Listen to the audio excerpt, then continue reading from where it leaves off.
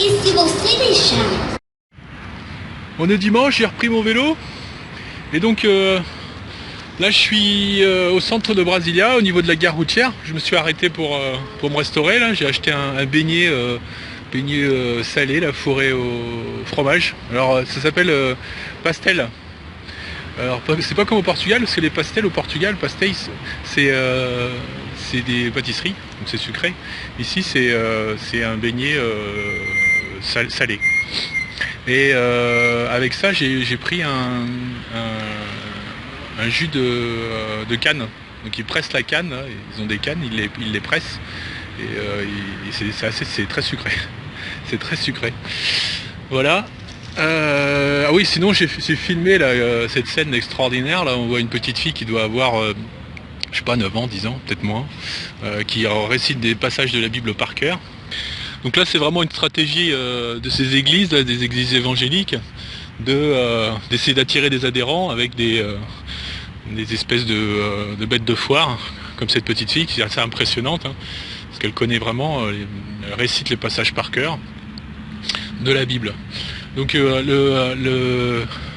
l'église évangélique prend de plus en plus de place au Brésil. Ça vient des États-Unis, parce que c'est un système bien organisé, bien commercial. L'objectif, c'est de se tirer de l'argent, et le pire, c'est que c'est vraiment aux plus pauvres, parce que c'est les personnes qui sont qui adhèrent le plus à ces églises-là. Ce sont des espèces de sectes.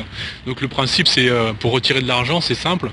Donc ils font venir des personnes dans leur temple, donc ils montent un bâtiment, ils louent une salle, ils font venir des personnes, donc ils leur promettent. Alors souvent c'est des discours miraculeux, c'est-à-dire qu'ils appellent, ils ont des journées de miracles où ils sont supposés guérir des personnes de toutes les maladies. Et c'est vraiment, pour moi, enfin, j'estime que c'est un gros problème pour le Brésil, hein, toutes ces églises, parce que ça rend les gens encore plus pauvres, puisqu'il s'appuie sur le principe de la dîme, où chaque personne doit verser tous les mois un dixième de son salaire. C'est énorme, hein.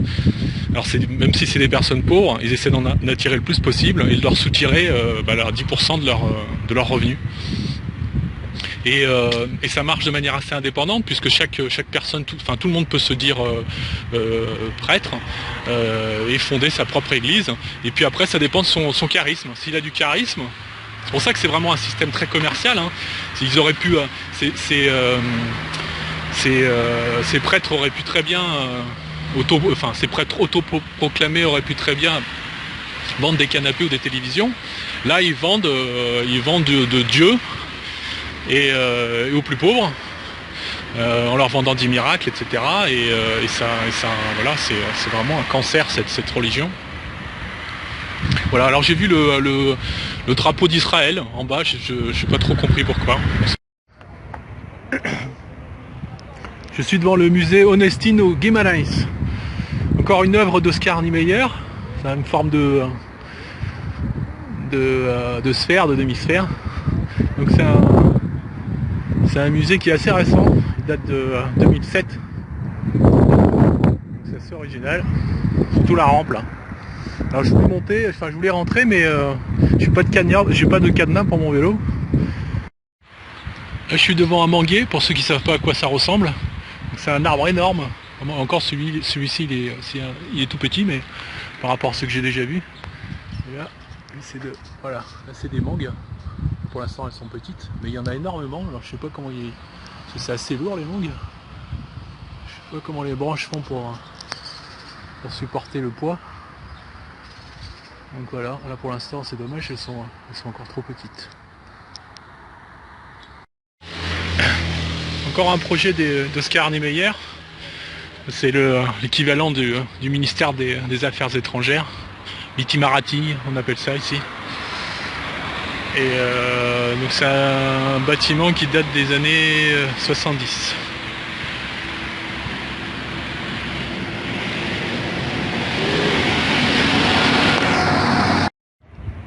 Ici je suis devant le Supremo Tribunal Federal, l'équivalent de la Cour suprême aux États-Unis, où siègent les juges de la Cour suprême. Je ne sais pas s'il y a un équivalent en France.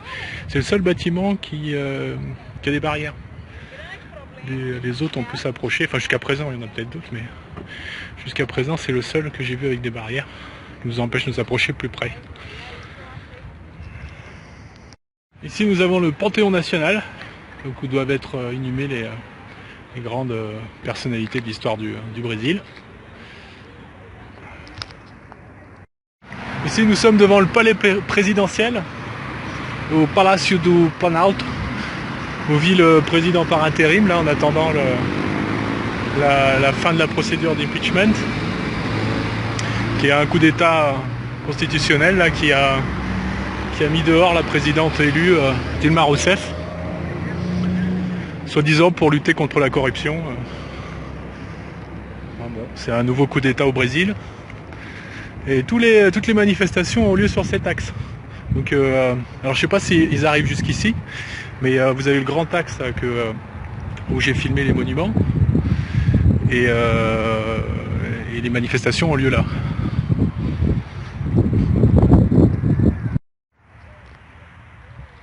Je suis dans un parc là, juste derrière la place des trois pouvoirs. Et je suis sur une piste cyclable. Je vais essayer de voir un peu ce qu'il y a au bout. Alors pour en revenir un peu au coup d'état au Brésil, il y a eu un précédent au Paraguay il y a quelques années, où ils ont destitué le président Lugo, qui était le président du Paraguay, sous prétexte, alors je sais plus si c'est de mauvaise gestion ou de corruption. Et de la même manière, ils vont probablement, sans aucun doute,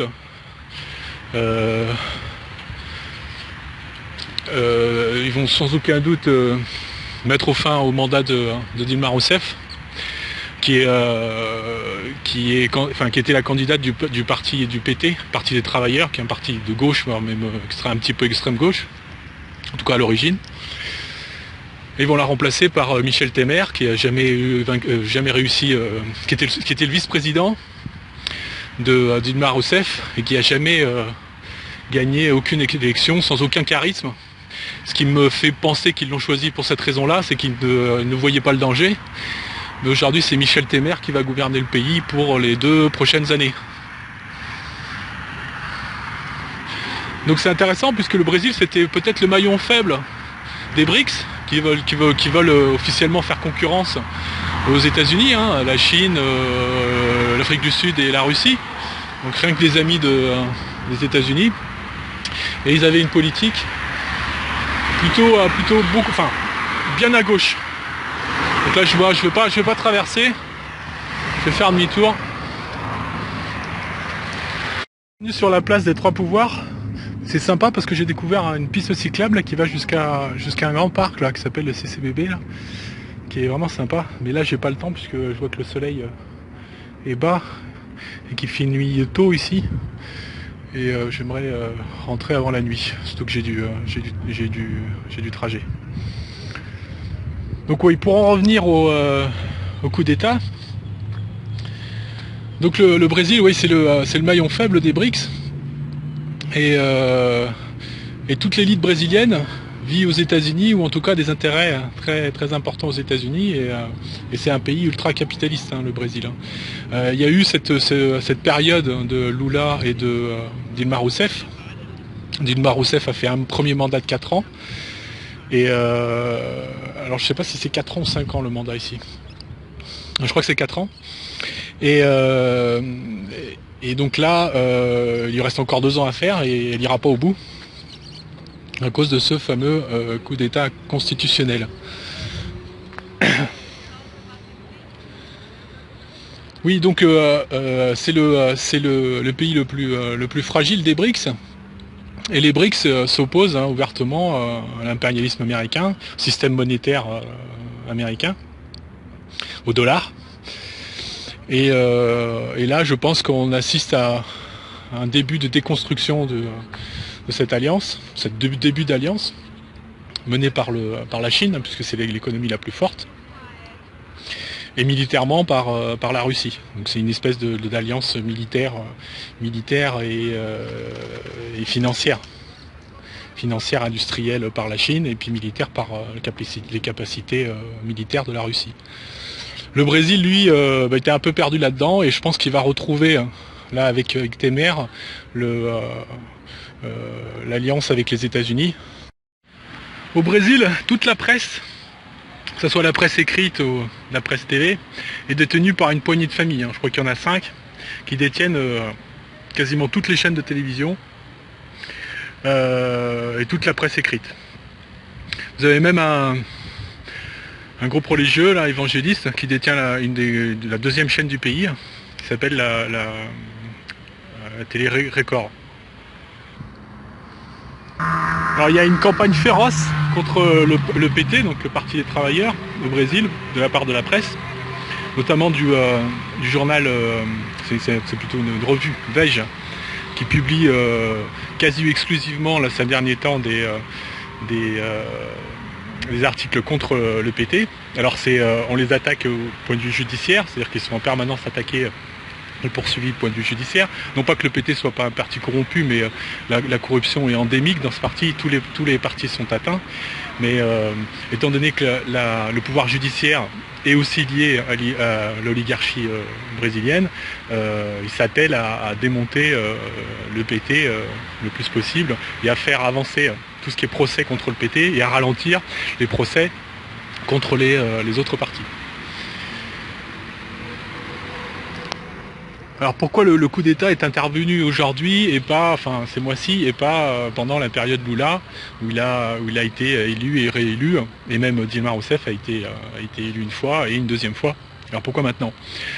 Moi je pense que c'est parce que justement Lula il mettait de l'eau dans son vin et il faisait avec la corruption, enfin il se mettait pas trop son nez dans la corruption, ou en tout cas il l'attaquait pas de front. Et surtout, il laissait l'oligarchie faire des affaires. Dilma Rousseff, elle, bon déjà c'est son deuxième mandat, elle n'aurait de toute manière pas été réélue. En plus, c'est une ancienne guerriera, c'est-à-dire qu'elle a des convictions qui sont beaucoup plus fortes. Elle a fait de la prison, elle a été torturée, donc elle est plutôt une militante combattante, quoi. Et donc je pense qu'elle a eu, comment dire, elle a été moins souple avec l'oligarchie corrompue, avec le milieu des affaires, et donc il a été décidé de l'écarter pour pouvoir mettre fin à toutes ces affaires judiciaires qui mettent en cause toute l'élite du pays. D'ailleurs, moi je vous encourage à aller regarder sur Wikipédia à qui appartiennent la presse française, et là vous vous rendrez compte que c'est aussi à des milliardaires, la plupart, les plus gros journaux, comme le Figaro qui appartient à Dassault. Et s'ils possèdent des grands journaux, c'est justement pour pouvoir faire pression sur les hommes politiques, parce que les journaux ne rapportent rien, la presse ne rapporte rien, c'est juste pour faire pression sur les hommes politiques, et ainsi pouvoir réaliser des contrats avec l'État, ou en tout cas faciliter les contrats avec des pays étrangers. Si on prend l'exemple de Dassault, son client principal c'est l'État français. Il a besoin de l'État français déjà pour vendre ses avions de chasse, mais il a aussi besoin de l'État français pour vendre ses avions, sa technologie à l'extérieur, puisque c'est une technologie sensible et rien ne se fait sans l'accord du gouvernement français. Donc pour faire appui sur le gouvernement, donc déjà il s'est fait élire député. Donc en général ils sont directement dans le gouvernement, ça facilite toujours plus, mais avec des journaux c'est beaucoup mieux, puisque déjà ils peuvent donc par leurs articles faire pression sur les élections. Et vous verrez que tout industriel, toute personne qui réussit achète des journaux. Et ça c'est vrai depuis toujours, au 19e siècle, c'était déjà le cas.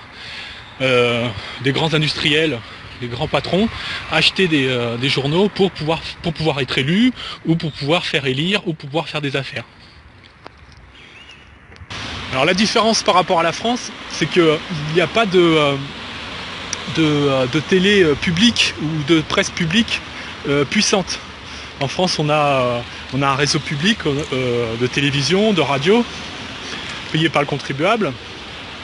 Et puis on a le privé, donc ça fait contre-pouvoir. Alors qu'au Brésil, ça n'existe pas, ou alors très peu. Vous avez quelques télés publiques, enfin quelques chaînes de télé publiques, mais elles font pas d'audience, très peu d'audience, enfin elles n'ont pas le pouvoir. Elles n'ont pas le pouvoir qu'ont la presse et la télé privée.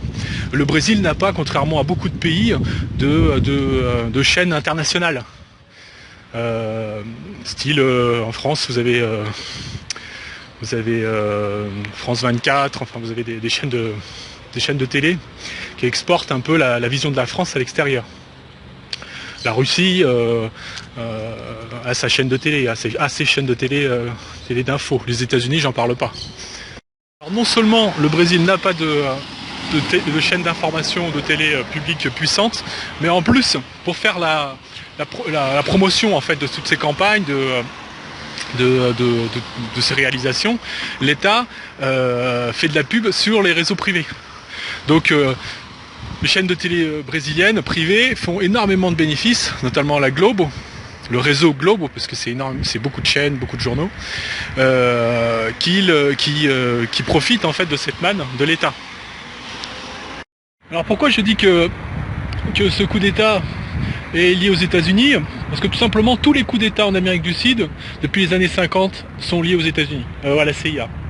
Le terme même de république bananière vient du fait que c'est les entreprises américaines installées dans l'Amérique centrale qui manipulaient les gouvernements, des petites républiques d'Amérique centrale, donc des entreprises bananières américaines qui avaient un grand pouvoir sur ces pays-là, qui faisaient et défaisaient les gouvernements de ces pays. Donc c'est devenu des républiques bananières. Donc c'est le terme qui est toujours utilisé.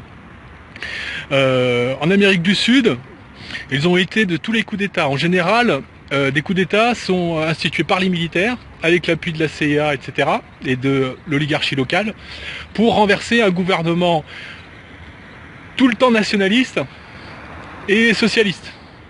Toujours nationaliste parce que souvent, les gouvernements veulent nationaliser la richesse du pays. Les voies de chemin de fer, les mines, je sais pas, les terrains agricoles, etc.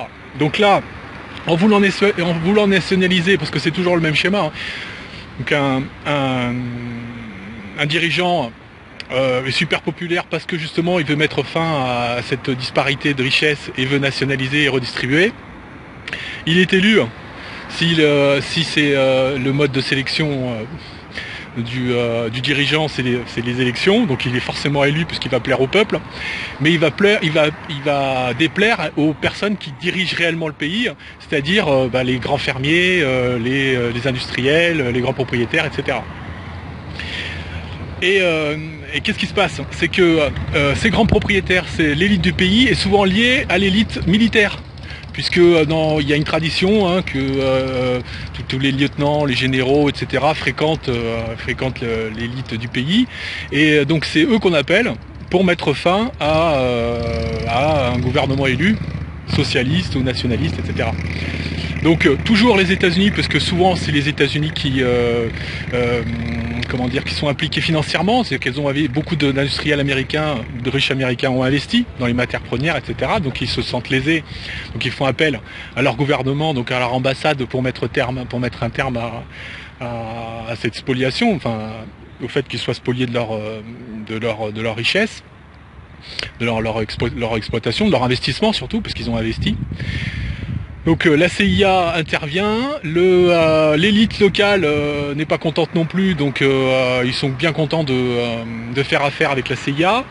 Et c'est l'armée qui résout le tout, et c'est ce qui s'est passé partout. Hein. Ça s'est passé comme ça au Chili, ça s'est passé comme ça en Argentine, ça s'est passé comme ça en 64 au Brésil, de la même manière. Aujourd'hui, le coup d'état militaire à la turque, ça marche plus, hein. On a vu ce que ça a donné en Turquie. Et donc aujourd'hui, c'est plutôt, on utilise le judiciaire pour mettre fin à un gouvernement, en faisant une campagne. Alors en plus, le Brésil donne la possibilité justement de renverser un président par le judiciaire. Il suffit de prouver que c'est quelqu'un de corrompu. C'est arrivé avec Collor, le président Collor, je crois que c'était dans les années 80. Où on a prouvé qu'il était corrompu et il a été destitué. Donc on a voulu faire la même chose avec Dilma Rousseff. Le problème c'est que c'est peut-être la personne la plus honnête de tout le gouvernement brésilien. Donc on a quand même réussi à trouver une faille fiscale et puis donc de la renverser. Hein, et comme tous les le système politique brésilien le permet, étant donné que les députés sont issus de l'élite brésilienne, de l'oligarchie brésilienne, que c'est eux qui votent l'impeachment, ils ont forcément voté contre Dilma Rousseff.